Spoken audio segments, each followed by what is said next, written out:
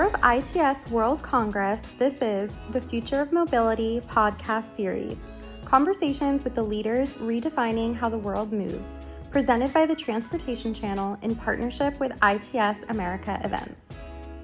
Welcome to the Transportation Channel podcast, presented in partnership with ITS America Events. I'm your host, Alan Cleland, and we're reporting from the heart of the ITS World Congress here in Atlanta, bringing you expert insights into the innovations, challenges, and solutions driving the future of mobility worldwide. I'm excited here today to welcome as our guests from Yunex, Marshall Cheeks and John Newhard. Thank you. Thank you for having Gentlemen, us. welcome to our podcast. Thank you for having us. Could we please start our chat by you introducing yourselves and your position here at Yunex? Sure. I'm happy to start. I'm John Newhard. I'm the CEO of Yunex Traffic, based out of Munich, Germany. Excellent. Marshall? I'm Marshall Cheek. I'm the Managing Director for Yunex North America. Okay, so we've got global and we've got focus on America as well. Excellent. Could you please summarize in what areas of transportation the Yunex Traffic Group is active, and at a high level what you offer to your target markets? Yeah. So maybe we'll simplify as saying we kind of have two buckets. Bucket number one, I would call kind of like an urban set of urban solutions. So you think about things like managing intersections, managing traffic. So that includes things, safety, prioritizing some vehicles over others, whether they're, buses or emergency vehicles, making sure you have efficiency and good flow within urban settings, and kind of managing that from a software level, and planning associated with that. And the second bucket I would consider to be more of an between cities or interurban. So think like tolling, tunnels, smart infrastructure. Some of that gets a little esoteric. We manage Delta Works, for instance, in the Netherlands, making sure that like Netherlands are underground. Turns out the located with the dike is a little passé, and that could be done better with technology. No offense to the little Dutch boy. So that's what we do, and we do this directly in about 30 countries, and through partners in about another 70. So we're fairly global in our span. That's quite a range of products, solutions, and coverage as well. So given the international nature of this conference, what do you aim to achieve here this week? I mean, this is, it's in Atlanta, right? It's right in our backyard. We have a lot of customers in this region. So we're highlighting a lot of the U.S.-centric stuff. We have a lot of guests here from Asia Pacific. We're highlighting a lot of that. I'd say we're highlighting our U.S. urban solutions, if there's an analogy here. In the U.S. business, we're really focused on traffic signals and ITS for kind of the traffic signal space. Mainly, we're highlighting some of our cloud-based solutions, our latest traffic controllers, and that's really what we're trying to show here. Excellent. And then you've got the global perspective that you were talking about as well. Exactly. Yeah. And as Marshall mentioned, we do have a number of guests from Asia Pacific, including Australia, of course, and even the Middle East that are all going to be here, which is super exciting for us. Well, taking that into account, along those lines, what specific agency issues are you focusing upon? I think you want to start with the U.S. and I can give a kind of a... Yeah, I mean, we're really, pushing to the cloud, right? We're pushing a lot of the more advanced solutions there, right? So we're pushing that with our Studio product, which is a traffic signal management system purely in the cloud. We're unapologetic about being in the cloud. I know it has in this industry some stigma to it, but every other industry is doing it, and we're pushing hard to really move to the cloud. Some of the other things that we're pushing is our services group. Actually, the U.S. business, by personnel and revenue is actually 2/3 our services business. So we're responsible for maintaining the infrastructure. So really kind of leveraging that and helping getting agencies in shape to implement, these great solutions that we have here at this conference. So it's not just product delivery. It's maintaining that product as well during its life cycle. Yeah. A lot of times that's left out. So that's really something we're trying to really drive home is once we put these things in, we have to maintain them and making sure we're sustaining the investment. Excellent. And I hear from people talking to them at the conference how difficult that's becoming. Yeah, no, I think there's sort of to that point, I think there's a lot of the workforce is aging out a little bit. And so part of this is, you can have the sexiest technology on earth, but if it's not maintained and it doesn't work anymore, then what's the point? So that's actually an important component. But to build on what Marshall says as well, and again, bringing more of a global piece together, is we do have some global capabilities. We had an announcement last week, for instance, that Dubai RTA is joining some other advanced agencies like Transport for London, the City of Prague, actually the City of Ann Arbor, and rolling out some of our advanced network adaptives. So pretty, AI-driven, digital trend-driven network adaptive.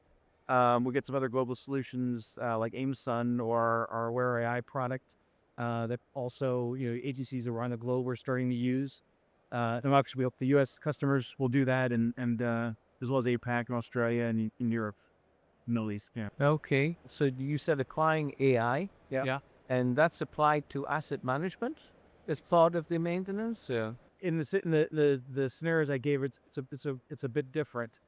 It's really taking a look at, mathematically, adaptive is effectively like a constrained optimization problem, and with computing power, particularly cloud-based computing power, and AI algorithms in a digital twin, you can do that a whole lot faster and better.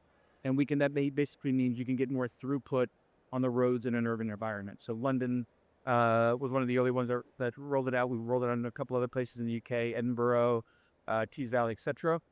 And also in the Middle East and in Europe and a little bit in the States as well. So that's fascinating. The applications of AI and recording and logging all this information.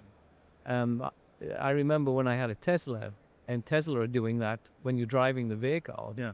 But it was very powerful for finding faults because you could go back in time and see when things were happening. Yeah. But that's important in a road network because you've got events happening like crashes, for example. Can you use that information to help understand what was going on in the network? You could look at that from an ex post perspective, right, and think a little bit about that. And there's a whole thing, as you know, around AI, and what is your training data exactly? And the more good training data that you feed it, the better it becomes over time.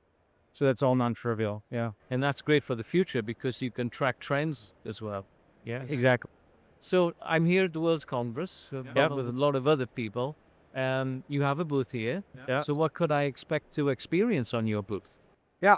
So you're going to see, again, a lot of U.S.-centric things here for this show, a little bit of European, and a lot of APAC-specific things.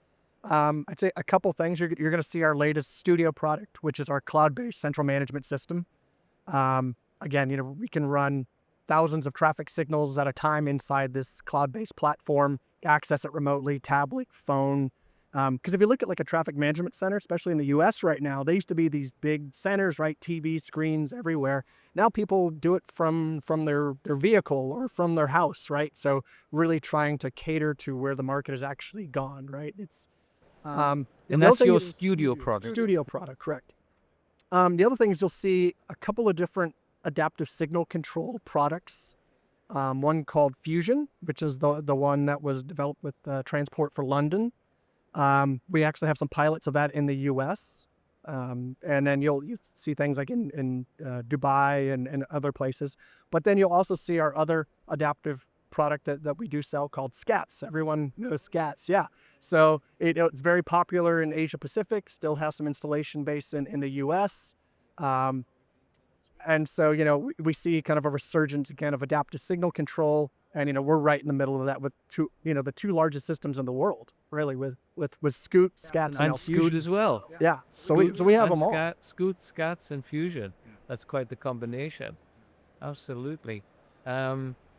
And that's at your cloud level, as you talked about with Studio. What about when you get down to the intersection level? Because you're still very much involved with the equipment. Well, what would you see on the booth for that? So you'll see just front and center a brand new traffic signal cabinet and controller. That's right there. Again, it's really for the U.S. market, this particular one, but we make others for European markets as well. But it's a ATC, so Advanced Transportation Controller, standard traffic controller. It's the latest and greatest. And it has our new Blade controller in it, which is, it's a controller, but we're really kind of positioning it more as an edge device. And so we have two different systems on that edge device. One is just a processor that does standard traffic signal controller logic.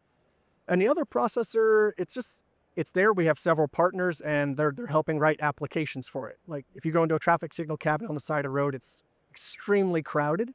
And so we're trying to help solve that solution by allowing other vendors to write solutions to put on the blade controller to help, ease some of that clutter, improve integration, and ultimately improve safety and operations on the road. And does that include, for example, the areas developing rapidly, finally, CV2X, infrastructure to vehicle communications? Absolutely, yeah. Direct connections to the roadside units that are those kind of radios that have become, very popular through different, government agencies here in the U.S. We arguably, have, one of the best RSUs out there, roadside units that are out there right now. So you'll definitely see those devices as well. Yeah, and sort of to that point, the use cases for that tend to be very interesting about, and using that as a no pun intended vehicle for transit signal prioritization. So they get the buses in Europe and the trams and whatnot. Emergency response vehicles as well as traffic. Exactly. Yeah. Exactly. Yeah. Tolling. Yeah. Totally tolling. Yeah. And of course, now with the standardization, the choice of a communications protocol by the FCC, finally, we can hopefully see this expanding in the US, of course, as it has been doing in Europe. Do you have actually an onboard unit as well, an OBU? Oh, we do. Oh, yeah. Yes. No. And this is another thing that we're leaders in. So we have over 2 million of them deployed globally. Yeah. Thank you for the facial. The facial gesture will be lost on podcast. 2 million of them. So so a lot of the tolling authorities, heavily European centric, but not entirely European centric, are using it. So we have. We're in the process of deploying another 500,000 on trucks for the Netherlands as part of their toll and ski. So very trusted, hardened, but yet still innovative enough, kind of 5G product. So yeah. Well, the Netherlands is a classic example of how once you come to a standard that everybody can use, how quickly that's expanded through Europe, of course. Yeah. So, I mean, we're looking into the future now. Just to round off where we are with our podcast here, can you share your vision for the future in this area of transportation and what challenges you anticipate being encountered by agencies and industry? I'll start first. I think it's really maintaining that infrastructure is really going to be the challenge. We come to shows like this, we get, very high on what's there, but, when you go out into the field, you kind of get brought back down to reality a bit. So I think, servicing, maintaining will be the challenge moving forward. We have a lot of folks, retiring from the industry. We're just losing a lot of knowledge in the industry. And I think this is how Yunex can help. We have a lot of knowledgeable people. We have the ability to scale our services business to get that infrastructure up to par. And bringing AI in to help is a great help. And then, at the same time, the agencies that are ready, all right, let's start getting our advanced solutions in there. Let's get the RSUs, the OBUs, the studio product out there where they're ready while we're, kind of backfilling and getting the rest of the U.S. market, in my perspective, kind of up to speed. And the U.S. and the global working together, obviously. Yeah.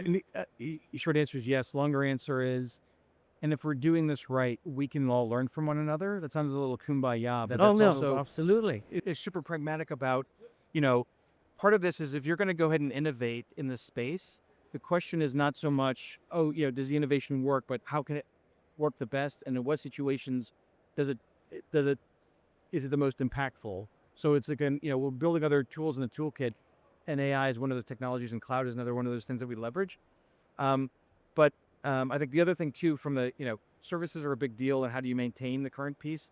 But there's another key piece about, we have a lot of legacy infrastructure. We all want to do the new sexy stuff. But the reality is when you get to the intersection, you have, I've got a 25-year-old controller there. The question really is how do we go ahead and use the existing infrastructure today in a, frankly, financially constrained environment and still innovate in a way that has better mobility, better safety. And frankly, the other thing is we're seeing a lot, very much from Europe, but a bit in some places in North America as well, a change in mobility mode, right? So if we can get more people on buses, that's another way. We can use sexy AI, or we can have more people ride buses, right? Or That's the classic trade-off. Yeah. Well, John, Marshall, thank you very, very much for providing this fantastic insight into Unix's presence here at the ITS World Congress. And we wish you and the Unix team lots of success here. thank you. Thank you for having us. And with your attempts to improve traffic systems around the world. So, well, that's a wrap from the ITS World Congress. Thanks for tuning into the Transportation Channel podcast, where the future of mobility comes to life. Catch more stories and conversations at thetransportationchannel.com. Thank you.